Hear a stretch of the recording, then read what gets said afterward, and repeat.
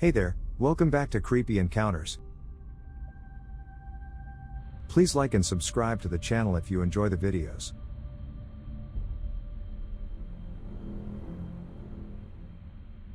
Whenever I see a scary thread, it ends up being about ghosts and whatnot. That's not scary. I find real people more strange and eerie than the paranormal. What are your scariest encounters with real people? I'm so happy this question was asked. This is the only good story in my whole life. Growing up, I always wanted to go on a bike ride at night, something about it seemed really cool to me. It wasn't until I was 13 that my mom finally let me. She told me to wear my helmet, have my phone, take a flashlight, and she set the parameters for where I was allowed to go. She gave me about 4 miles, which was a lot to me. So right after the sunset, I was off. I loved it. There were no people out walking their dogs, no kids running around, the temperature was perfect, etc. It was really fun, so fun, that I ignored the limits my mom set. You see, where I was biking was all walking paths. It was one of those grassy areas between two neighborhoods. There's this long path that went at least 600 feet at a 25-degree angle. I was flying down this hill, having an absolute blast, and darted right through the parameters. My mom set these limits for a reason. Everything on the inside was close to houses and people. The outside, more specifically, the place where the path I was on led to, was barren. I rode along this path for 10 minutes before I could only see some of the lights of the houses on the inside of the limits. After 15 minutes of riding along this dirt path, I hear singing. It sounded about 30 to 40 feet in front of me. I stopped riding to hear it better. It was a woman's voice. She was singing Eleanor Rigby by the Beatles. But she wasn't singing the words, just the melody of the vocals. Her voice was strange. You know how when you have phlegm in your throat, your voice gets scratchy? That's what her voice sounded like. I inched forward to try and see her. I get close enough to see the silhouette of hair bouncing up and down, like she was headbanging. I decide to get my flashlight out. I'm thinking that maybe this person is in need of help or something. Or maybe this is an insane person and the light will scare them away. So I take the flashlight out of my pocket, point it at her, and turn it on. The moment the light hit her, she stopped moving completely. She was facing away from me. She had disgusting hair that seemed to be sticking together in clumps. Some of her hair was ripped off, too. She was wearing a very oversized, bright red hoodie. I was almost too scared to move. I think she was, too. I conjured up as much bravery as I could and said sorry in a very, oops, this is the wrong room, kind of way. She didn't respond. I turned off the flashlight and put it back in my pocket. Just as I was turning my bike around, she screams. She screams in an awful, high-pitched voice. I damn near shit myself as I throw myself back onto my bike. I hear her voice getting closer to me. I book it as fast as I can. I don't look behind me, and I don't stop pedaling.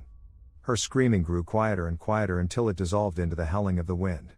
TLDR went on a bike ride at 13, heard someone singing Eleanor Rigby in the darkness, shine a flashlight on her, she freezes, turn it off, she screams and runs at me as I bike away. I once worked as a live-in staff member in a college dormitory. During the summer we housed the few summer school students who remained on campus, near 30. It may be significant to point out these students tended towards the highly academically motivated, oftentimes high-stress students, if quiet.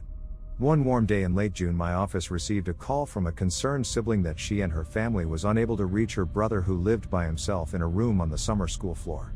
This wasn't unusual as our office frequently dealt with students avoiding their kith and kin due to frayed nerves or general social awkwardness.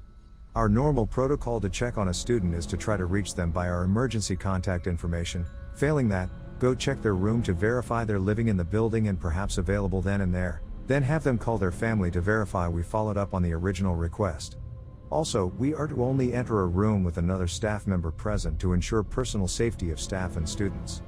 I failed to reach this student on his room and the mobile phone, and was working short-staffed, so since I was on my own I decided to pop up to his room and check on him. I arrived on his floor around 2 in the afternoon, and the floor seemed deserted as I had expected.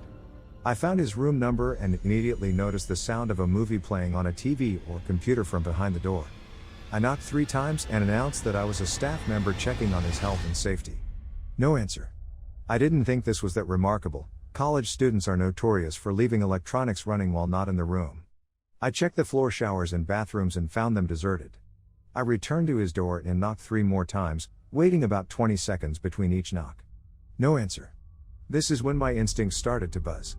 I worked in residence halls a number of years as a professional, and something about all the pieces of this puzzle weren't adding up. Family concerned about his health and safety, electronics running, someone must have started them recently, within the time frame of a movie runtime, summer school students and their idiosyncratic behavior, something wasn't right. I was by myself, so I probably let myself get more worked up than if I was with someone else. A deserted dorm floor, even at 2 in the afternoon, oftentimes evokes Kubrickian memories of the Overlook Hotel. I decided that for some sense of closure or sanity I needed the immediate resolution of keying into this student's room, even though I was by myself and not technically supposed to do so. I knocked on the door one more time for good measure, again announced myself as the hall director. I keyed into the room and a spider sense went off even stronger. The room appeared relatively vacant. The student appeared to be living out of a suitcase, which is unusual for someone staying no less than 8 weeks for a summer school session. The bedding was tousled like someone had been sleeping in it, and all the lights in the room were on. And as I had suspected, there was an open laptop on a desk running on battery power playing The Matrix. But no student. I began to start rationalizing to keep from feeling unsettled. Surely this student and I had crossed paths on my way to his room. I'd never met him before, so I wouldn't recognize him otherwise, and perhaps he was just down in the lobby picking up delivery food for a late lunch. Sure, that's it. Then I turned to leave, planning on trying to reach the student later in the afternoon or that night. As I turned to leave, I noticed another odd piece of evidence. The accordion closet doors, which are removed in most rooms due to disuse, particularly single rooms like his, were still in this room. And they were closed. Odd. I couldn't remember the last time I actually saw someone use those cranky, dysfunctional doors. Then my intuition spiked higher than ever. Shit. I realized I was alone in a room with a potentially suicidal student who may, in fact, have completed just that. And I am about to be that guy who discovers the body and then has a shitstorm of paperwork and undesirable tasks, not the least of which would be calling the family back to break the news. I felt like I was talking to myself when my voice cracked as I spoke to the closed doors and announced my name and title, and that I would be opening those accordion doors in 3 seconds. I fumbled with the latch on the doors, and finally managed to get them disengaged, and as I slid the doors apart, I was unprepared. I don't know what I really expected. A hanging? Gunshot wound?